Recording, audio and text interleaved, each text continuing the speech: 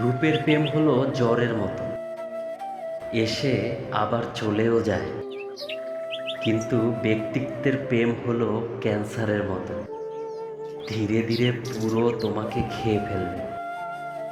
হাজার বছর পরেও তুমি তাকে ভুলতে পারবে না, কারণ তুমি তার চেহারার প্রেমে পড়নি, পড়েছ তার ব্যক্তিত্বের প্রেমে। তাই তার উক্তি, তার পাগলামি, তার চুপ থাকা, তার কণ্ঠের মায়া, তার অভিমান, ইচ্ছা অনিচ্ছা, তার প্রতিবাদ, সব কিছু মিলে সে একটা গোটা জগৎ। সেই জগতে একবার ঢুকে গেলে বাহিরের দুনিয়াটা তোমার কাছে ফাঁকা লাগবে।